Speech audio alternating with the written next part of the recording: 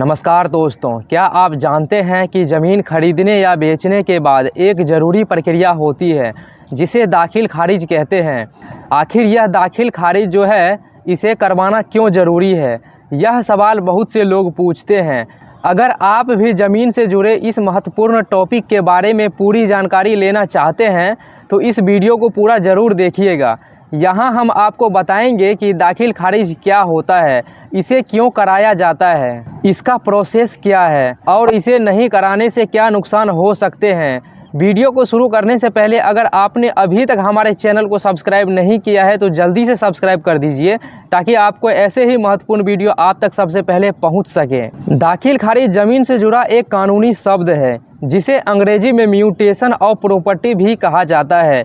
यह प्रक्रिया तब होती है जब किसी ज़मीन का स्वामित्व यानी कि मालिकाना हक एक व्यक्ति से दूसरे व्यक्ति को ट्रांसफ़र किया जाता है। यह जो ज़मीन का स्वामित्व है यानी कि मालिकाना हक है, इसका ट्रांसफ़र तब होता है जब ज़मीन की खरीद बिक्री होता है या ज़मीन को किसी विरासत में या दान में मिलता है। आसान भाषा में कहें तो जब आप ज़मीन खरीदते हैं तो उस ज़मीन को सरकारी रिकॉर्ड में आपके नाम पर दर्ज करवाना ज़रूरी होता है।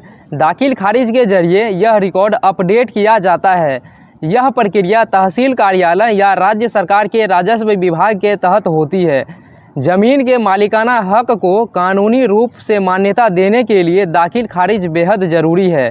जब आप ज़मीन खरीदते हैं या विरासत में पाते हैं तो सरकारी रिकॉर्ड में आपके नाम का दर्ज होना बेहद ज़रूरी है। यह आपके मालिकाना हक को साबित करता है।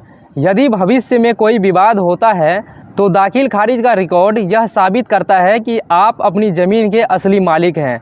अगर आपको ज़मीन पर लोन चाहिए तो बैंक दाखिल खारिज का दस्तावेज ज़रूर मांगता है। जब आप अपनी ज़मीन बेचते हैं तो खरीदार को भरोसा चाहिए कि यह ज़मीन आपके नाम पर दर्ज है। ज़मीन से जुड़ी सरकारी योजनाओं जैसे मुआवजा या अनुदान का लाभ लेने के लिए दाखिल खारिज ज़रूरी है। अब सवाल ये उठता है कि आखिर दाखिल खारिज कब करवाना पड़ता है। अगर आपने कोई ज़मीन खरीदी है तो इसे आपके नाम पर दाखिल खारिज कराना ज़रूरी है। किसी व्यक्ति की मृत्यु के बाद उसकी ज़मीन उसके वारिसों को मिलती है। ऐसे में वारिसों को दाखिल खारिज कराना होता है। अगर किसी ने आपको अपनी ज़मीन दान में दी है तो इसे आपके नाम पर दर्ज कराने के लिए दाखिल खारिज ज़रूरी है। परिवार में ज़मीन का बंटवारा होने पर हर हिस्सेदार को अपने हिस्से की दाखिल खारिज करानी होती है। दाखिल खारिज कराने की प्रक्रिया आसान है लेकिन इसके लिए कुछ दस्तावेज और स्टेप्स का पालन करना पड़ता है। सबसे पहले आपको तहसील कार्यालय या राज्य सरकार की संबंधित वेबसाइट पर आवेदन पत्र भरना होता है। उसके बाद ज़मीन के रजिस्ट्री की कॉपी, विक्रेता और खरीदार का पहचान पत्र जैसे आधार कार्ड, ज़मीन का पुराना खसरा और खतौनी और वारिस प्रमाण पत्र जैसे कागजातों की ज़रूरत पड़ती है। तहसील या इससे संबंधित अधिकारी आपके दस्तावेजों की जांच करते हैं। यदि दस्तावेज सही पाए जाते हैं तो आवेदन स्वीकार कर लिया जाता है। जांच पूरी होने के बाद ज़मीन के रिकॉर्ड में पुराने मालिक का नाम हटाकर नए मालिक का नाम दर्ज किया जाता है। आवेदन की फीस राज्य सरकार के नियमों के अनुसार देनी होती है।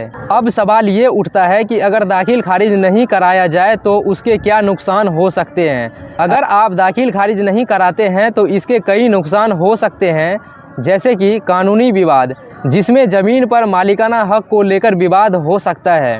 लोन लेने में दिक्कत हो सकती है जिसमें दाखिल खारिज के बिना ज़मीन पर लोन लेना मुश्किल हो जाता है। अगर आप दाखिल खारिज नहीं कराते हैं तो ज़मीन बेचने में भी दिक्कत आएगी।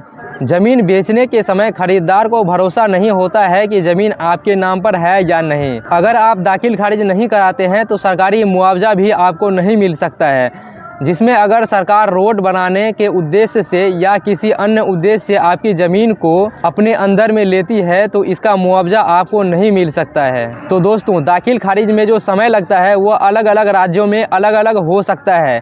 यह प्रक्रिया लगभग 15 से 30 दिनों में पूरी हो जाती है और इसमें 100 रुपये से लेकर 500 रुपये तक की फ़ीस ली जा सकती है। यदि आप वकील की मदद लेते हैं तो उसकी फ़ीस अलग से देनी होती है।